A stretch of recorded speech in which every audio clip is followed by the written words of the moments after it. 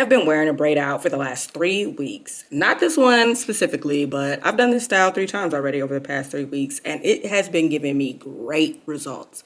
But let's get straight into the details and the tutorial for this look. I wash my hair twice, mainly because I have a lot of hair and I want to be sure to remove all of the product off of my scalp and my hair. I conditioned it and sat under a dryer for about 30 minutes. That is optional. You can literally sit in the shower, apply your conditioner, leave it in for 5 minutes or whatever the bottle said, especially if you're crunched for time. To start off, I roughly section my hair into about 4 to 5 sections and I tie them down with clip. I go down the middle and I'm going to do 4 this time, so I'm gonna just split right around my ear area. There's no need to use a comb to part. Let me show you how I got to this point. I'm almost done installing all of my braids. So I'm going to separate off my braiding section, a braid that's about as thick as my thumb or my index finger. The reason why I'm not parting these sections with the comb is because I feel as though the takedown blends better with free-formed parting with your fingers. The only part that needs to be straight is the part where the hair is going to fall. It's going to be a middle part for sure for me. So I'm going to separate off this back braiding section and work with the front. To this section, I'm going to add a bit of my leave-in. This is the Olaplex number 6 Bond Smoother. You don't need much. A little bit goes a long way. I don't even use an entire pump, not even half a pump. I use just a little bit. Coat this section of hair. I distribute it out as much as I possibly can. Now, the reason why I'm using the leave-in first before I detangle is because it gives it a little bit more slip. And whatever leave-in that you choose to use, just make sure that you don't use too much of it because you don't want to weigh the hair down. So I take this comb and I detangle it from the ends to get it as smooth as possible. This is key to getting a smooth braid out. Besides adding the leave-in conditioner, the main styler of this look, which I am obsessed with now, is mousse. Is mousse and foaming lotion the same thing? I mean, I don't know. Setting lotion, foaming lotion, mousse. I'm using the Nairobi Wrapp-It Shine Foaming Lotion. I add about 2 to 3 pumps from the root on down to the ends. I thought this would be drying or crunchy, but as long as I use a proper amount, it stays lightweight and soft and shiny. The ends are not completely saturated, but that's okay for now. I'll show you why when we get to the roller step. Sometimes I go in and add about a half pump more on areas that didn't get enough coverage or saturation from the foaming lotion. Just don't overload product on these braid out looks. And if you feel more knots, just go back through with your comb. Then section off 3 equal size pieces so that you can start your braid. You do not want them to be completely different in size because then you'll be tempted to pull hair from a different strand as you're braiding. And that will start to create tangles once you begin to take down your braid. And I want to braid it super tight at the root of my head. This is to keep the base of the braid pretty straight and stretched a little bit. But once I start braiding down, I loosen up my grip a little. About midway through, I comb throughout the section just to make sure that it is detangled and smooth. I add a little bit more product in here because the hair is starting to dry. If it was wet, like super saturated, I wouldn't have to because the product will be blended in with the wetness of my hair.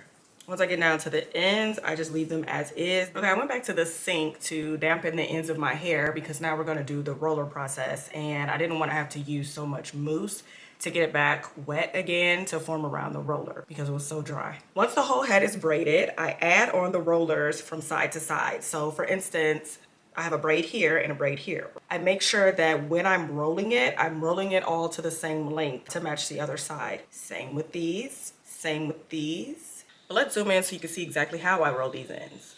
I add about another pump or a pump and a half to the ends. I'm gonna do a pump on this one because it's a pretty thick braid.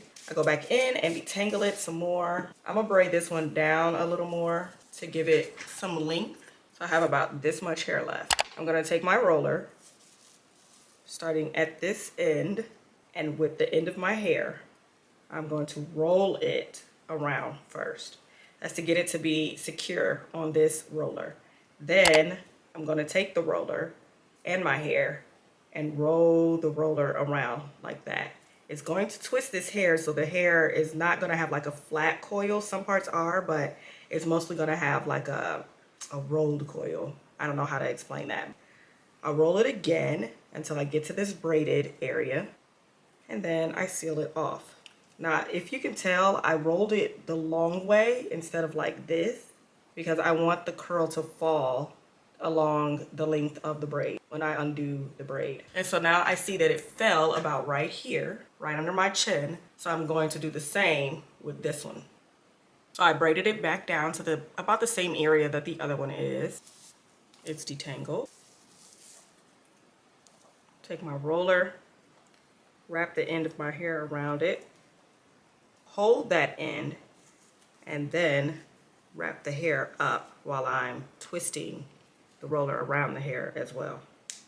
Clamp it off, and they should be about the same length. So hopefully it falls that way when it's all dry and done.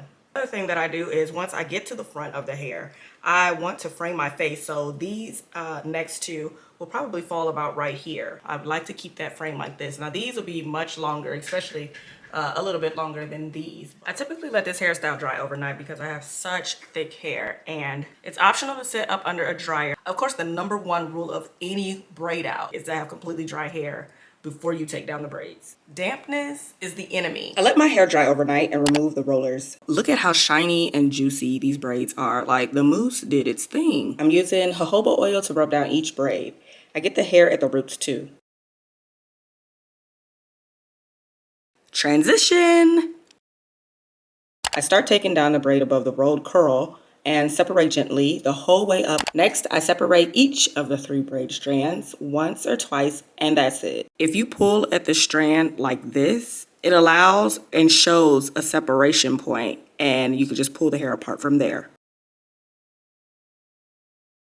Be sure to pick all over, front, back, sides, everything. You don't want flat areas. You want a completely full, rounded out and shaped braid out. So day 1 is the most defined and tamed with the least volume. And as the days go on, you end up naturally fluffing and separating once you unwrap your hair and take down the pineapple. I hope you enjoyed this tutorial and the final look. Please give this video a thumbs up and subscribe if you want to see more videos like this. Thank you for making it through to the end. Until next time.